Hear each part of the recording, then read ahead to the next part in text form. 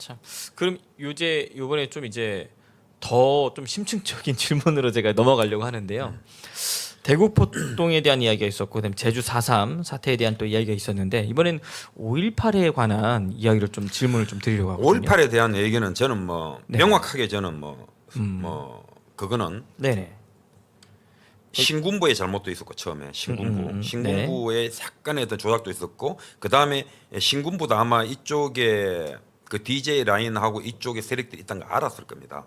알았는데 이렇게 확대되는 건 몰랐고 그 5.18이 벌어지고 있는 그 순간에 저희 아버지를 비롯해서 남로당에 있는 그 세력들은 정말 많이 바빴습니다. 이것을 어떻게 하면 전국적으로 확산할 수 있을까?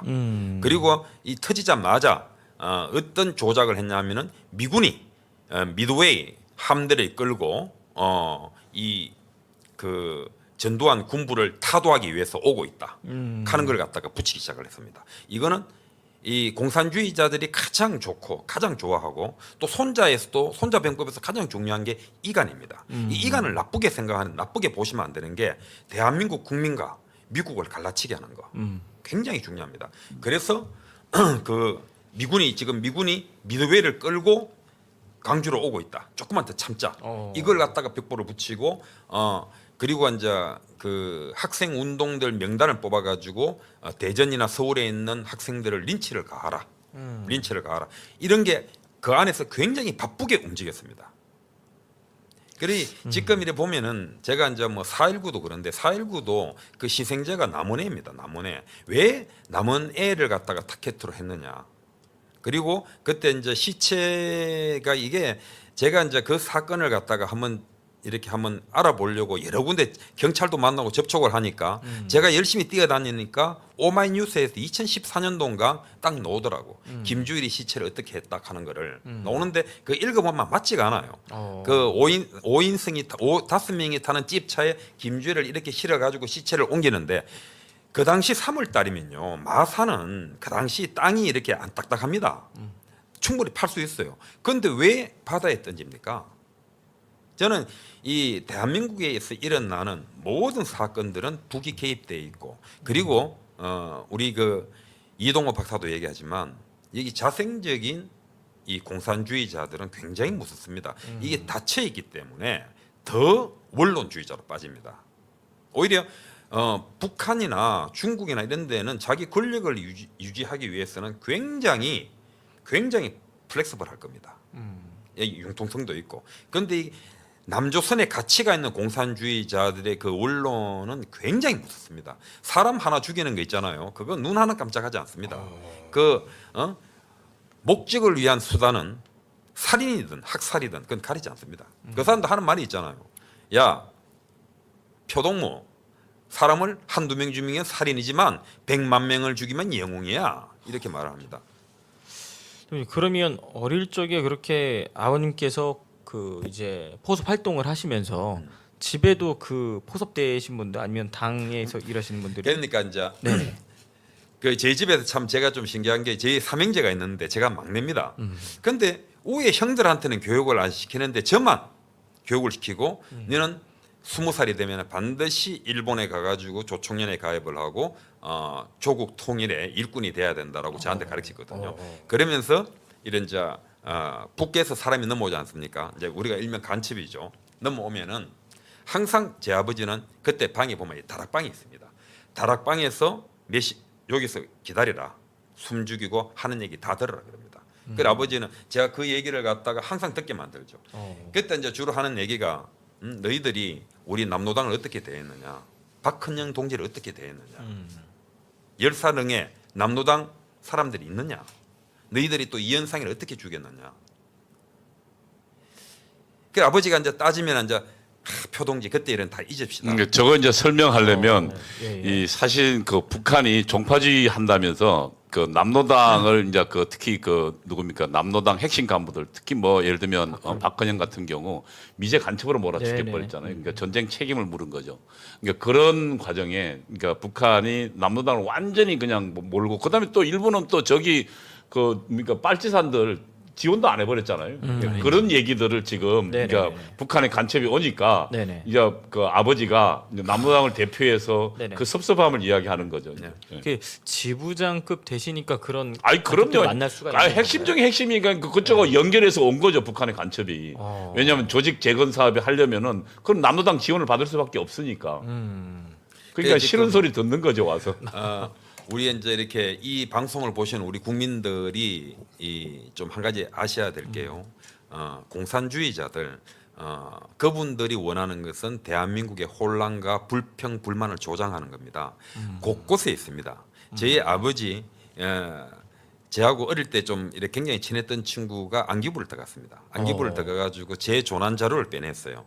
제 조난 자료를 빼니까 얘의 아버지는 이렇고 조국의 중대한 잘못을 저질렀고 지금도 이렇게 북하고 연관되는 걸 알고 있다. 그런데 이 표변관리는 아직까지 그런 행동을 하지 않는다. 이렇게 나와 있어요. 그걸 나한테 가지고 와 보여주는 거예요. 야, 네 조난절 이게 나오는데 어떻게 된 거냐? 내가 그래서 그런 얘기를 하지 않지만 내가 친구한테 얘기를 했는데 그런 우리 아버지가 대한민국에서 어느 정도 위치에 올라까지 갔느냐 하면요. 민정당의 선대 대구 경북 선대위원장까지 맡았습니다.